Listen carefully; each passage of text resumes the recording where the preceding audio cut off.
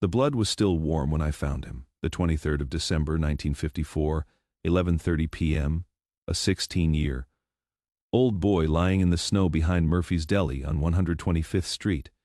3 bullet wounds in his chest, breathing like a broken engine. When I knelt down and saw his face, I realized I was looking at Detective Vincent Torrino's son. The same Torrino who'd been trying to destroy me for 5 years. The same man who'd put my nephew in Rikers on false charges. His boy was dying in my alley, and I had exactly one choice to make. Save my enemy's child, or let hatred win. I am Ellsworth Johnson. But Harlem knows me as Bumpy. This is the night I learned that some decisions define not just who you are, but who you choose to become. Vincent Torrino wasn't just any cop. He was the kind of detective who saw Harlem as a problem to be solved with handcuffs and billy clubs. For 5 years, he'd made destroying my organization his personal crusade. Not because I was hurting anyone, but because I was succeeding while black in a city that preferred us invisible. He'd raided my policy banks, arrested my runners, planted evidence when real evidence wouldn't stick. Last spring, he'd grabbed my 18-year-old nephew Marcus off the street, claimed he was dealing drugs, and sent him to Rikers for 6 months. Marcus came out 20 pounds lighter and twice as angry, carrying scars that had nothing to do with the fights he'd won, and everything to do with the ones he'd lost. Torrino had a family, wife, 2 kids, house in Queens with a white picket fence, and a dog that probably had a better life than most people in Harlem. I knew this because I made it my business to know everything about my enemies. Knowledge is power, and power is survival. But I'd never seen his children. They were abstractions, pieces on a chessboard I moved around in my mind when planning responses to Torrino's attacks, until the 23rd of December, when abstraction became flesh and blood cooling in the snow. The boy couldn't have been more than 16. Dark hair, olive skin, wearing an expensive leather jacket that was now soaked in blood and slush. He'd been shot 3 times, close range, probably a .38 caliber. Professional work, the kind that said this wasn't random street crime. Someone had targeted Vincent Torrino's son specifically. I pressed my hand against the worst wound, trying to stop the bleeding. The boy's eyes fluttered open, unfocused, trying to understand where he was and why everything hurt. "Hey," I said softly. "Stay with me, kid." He tried to speak, blood bubbling between his lips. I leaned closer. "Please," he whispered. "Don't let me die." That is when I noticed his wallet had fallen out during the shooting, cards scattered in the snow, including his school ID, Anthony Torrino, St. Michael's Academy. Honor student. According to the academic achievement card tucked behind his driver's license. Vincent Torrino's son, my enemy's boy, bleeding out in my territory because someone had decided to send Detective Torrino a message written in his child's blood. I looked around the alley, checking for witnesses, for threats, for any sign of who had done this. Nothing. Just Anthony Torrino dying slowly while I decided whether saving him was worth the complications that would follow. The smart play was walking away. Let some other person find him, call the ambulance, deal with the aftermath. Keep my hands clean, my involvement invisible. Detective Torrino would never know I'd been there. Would never owe me anything. Would never have to reconcile his hatred with the fact that his enemy had saved his child. But sometimes the smart play isn't the right play. I picked up Anthony Torrino, all 160 pounds of him, blood soaking through my coat, and carried him to my car. St. Mary's Hospital was 8 blocks away. But in December snow with a dying boy in your arms, 8 blocks feels like 8 miles. I kicked open the emergency room doors at 11:47 p.m. The boy limp in my arms, his breathing shallow and irregular. "I need a doctor," I shouted. "Gunshot wounds, multiple entry points. He is losing too much blood." The emergency room nurse looked at me, looked at the boy, saw the blood covering both of us, and made a decision that probably saved Anthony's life. She didn't ask questions about who I was or how I'd found him. She just pointed to the trauma bay and started shouting orders. 3 doctors worked on Anthony for 2 hours. I sat in the waiting room, my coat stiff with dried blood, watching the clock, wondering if I'd just made the biggest mistake of my life or the most important decision. At 2:15 a.m., Detective Vincent Torrino burst through the emergency room doors like an explosion of rage and fear. He'd gotten the call from the hospital, rushed over still wearing his pajamas under an overcoat, his face the color of ash. He saw me sitting there, blood on my clothes, and his hand moved to his service weapon. "You?" he said, his voice shaking. "What did you do to my boy?" I stood up slowly, hands visible. No sudden movements. The last thing Anthony needed was his father shooting the man who'd saved his life. "I found him," I said simply, "behind Murphy's Deli, 3 bullets in the chest brought him here." Torrino's eyes searched my face for lies, for hidden motives, for the trick he was sure was coming. Why? Because he is 16 years old, and he was dying. The simplicity of it seemed to confuse him more than any elaborate explanation would have. He stood there, gun half drawn, trying to process the impossible. His worst enemy had saved his son's life. A doctor emerged from the trauma bay, tired but professional. "Mr. Torrino, your son is stable." The surgery went well. We removed all 3 bullets, repaired the damage. He is going to recover, but it was close. Very close. Whoever brought him in saved his life. 5 more minutes, and we would have lost him. Torrino holstered his weapon, looked at me with an expression I couldn't read. "The doctor says you saved Anthony's life." The doctor saved his life. I just carried him here. Who did this to him? That was the question I'd been expecting because I had a theory, and if I was right, it was going to complicate everything between us even more. "I think someone was trying to send you a message," I said. "Someone who knew hurting your boy would hurt you more than anything else they could do."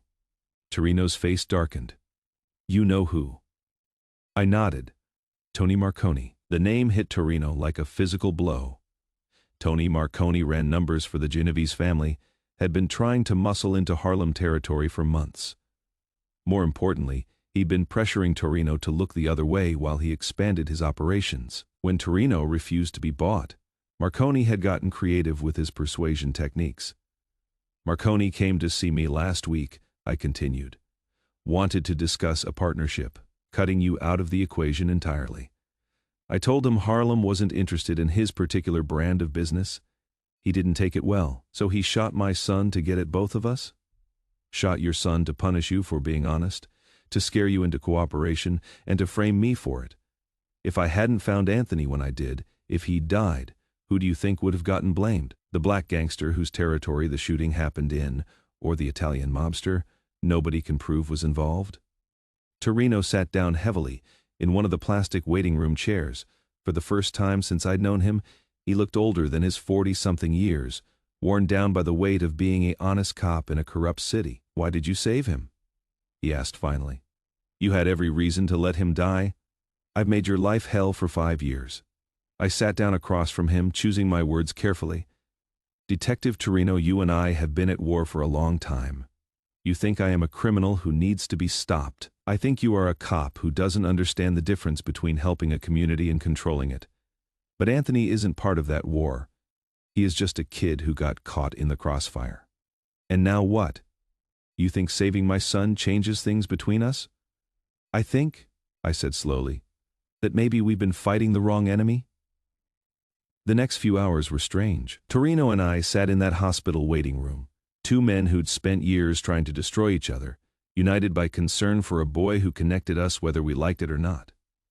We talked about Anthony, about Torrino's fears for his safety, about the impossible position of being an honest cop in a city where honesty could get your family killed. We talked about Harlem, about the difference between crime that hurt the community and crime that helped it survive, about policy banks that kept grocery stores open and loan sharks that closed them down. We didn't become friends. We were too different, had too much history, but we developed something more valuable than friendship. Understanding. At 6:30 a.m., Anthony woke up. The first face he saw was his father's, but the first words he spoke were directed at me. "You are the man who carried me to the hospital," he said, his voice weak but clear. "How do you know that?" "I remember. You told me not to die. You said I was going to be okay." Torrino looked at his son, then at me. "This is Ellsworth Johnson, Anthony. He saved your life." Anthony tried to sit up, winced from the pain. "Thank you, Mr. Johnson. My father told me about you. You are supposed to be enemies, but you saved me anyway. Your father and I have our differences, I said, but those differences don't extend to 16-year-old boys who get caught in adult problems. Over the next week, while Anthony recovered, something unexpected happened. Torrino started seeing Harlem differently, started understanding that the numbers runners he'd been arresting were often the only thing standing between families and eviction, started realizing that the policy banks he'd been shutting down were providing services legitimate banks wouldn't offer to black customers. He didn't stop being a cop, didn't stop believing in the law, but he started applying that law with more discretion, more understanding of the context in which crimes occurred. Antoni Marconi, 3 days after Anthony was shot, Marconi was found beaten unconscious outside a restaurant in Little Italy. The men who beat him were never identified, but they left a message: stay out of Harlem. Marconi got the message. He moved his operations to New Jersey and never returned to Manhattan. The relationship between Torrino and me changed permanently after that night. We weren't friends, but we weren't enemies either. We became something more useful, partners in keeping the peace. When problems arose in Harlem that required police involvement, Torrino handled them with understanding rather than aggression. When crimes occurred that hurt the community, I made sure the criminals understood they weren't welcome in my neighborhood. Anthony recovered completely. Went on to graduate from St. Michael's Academy with honors, got a scholarship to Fordham University, studied to become a social worker. The last I heard, he was working with inner-city kids, helping them find alternatives to the streets that had nearly killed him. He visits me sometimes, brings his father along. We sit in my office above Small's Paradise, 3 generations of different men finding common ground in the simple belief that protecting children is more important than settling scores. That night in December 1954 taught me something I've never forgotten. Your enemies aren't always your enemies by choice. Sometimes they're your enemies because circumstances put you on opposite sides of problems that don't have easy solutions. But when a child is dying in the snow, all the politics and personal grudges become irrelevant. In that moment, you discover whether you are the kind of person who chooses humanity over hatred. I chose humanity. And that choice changed not just Anthony's life, or Torrino's perspective, but the entire relationship between law enforcement and organized community protection in Harlem. Sometimes the most important battles aren't won with bullets or arrests. They're won with the decision to see your enemy's child as someone worth saving, regardless of what their father has done to you. That is the difference between being a criminal and being a leader. Criminals destroy, leaders protect. And on the 23rd of December 1954, in an alley behind Murphy's Deli, I chose to be a leader. The blood on my coat washed out eventually. The memory of carrying a dying boy through the snow, of choosing compassion over revenge, of turning an enemy into an ally through a single act of human decency that stained my soul permanently. And I've never regretted it for a single day since.